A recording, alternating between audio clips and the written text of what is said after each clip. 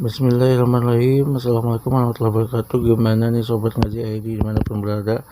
Yuk balik lagi dalam reaksi ya, yang dimana kita akan membahas tentang prodi berorientasi pasar kerja versus paradigma pendidikan Islam. Yuk disimak.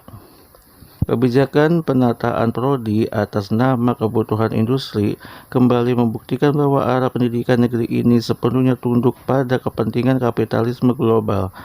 Kampus dipaksa mengikuti logika pasar, prodi yang menguntungkan dipertahankan, sedangkan yang dianggap tidak produktif bagi industri siap disingkirkan. Pendidikan tidak lagi diarahkan untuk membangun peradaban dan mencerdaskan umat, tetapi dijadikan mesin pencetak buruh bagi kepentingan oligarki dan korporasi. Liberalisasi pendidikan yang lahir dari sistem kapitalisme telah mengubah perguruan tinggi menjadi badan usaha. Standar keberhasilan kampus bukan lagi kualitas akhlak dan kontribusi bagi umat, melainkan ranking internasional, investasi, dan serapan kerja industri. Akibatnya, ilmu yang tidak memiliki nilai jual pasar dianggap beban. Inilah konsekuensi ketika negara hanya bertindak sebagai regulator, lalu menyerahkan pendidikan kepada mekanisme bisnis dan kepentingan asing. Kapitalisme memang mustahil melahirkan pendidikan yang memuliakan manusia. Sistem ini hanya membutuhkan manusia sebagai alat produksi ekonomi.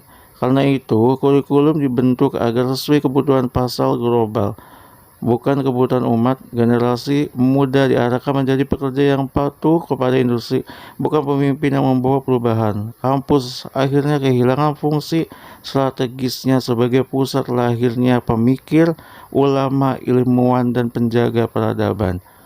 Berbeda dengan Islam yang menjadikan pendidikan sebagai tanggung jawab langsung negara untuk membangun peradaban mulia, ya sobat ngaji ID, negara wajib menyediakan pendidikan gratis dan berkualitas, membiayai riset, mengembangkan sains dan teknologi, serta mencetak generasi bertakwa, berkepribadian Islam, dan menguasai sains dan teknologi.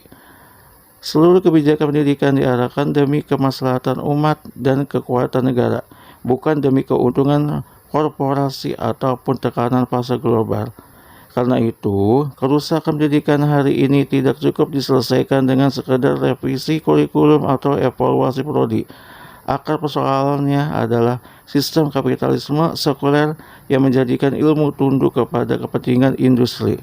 Solusi mendasarnya adalah penerapan Islam secara kafah dalam naungan Islam kafah, agar pendidikan kembali menjadi jalan membangun peradaban mulia dan mencetak pemimpin umat.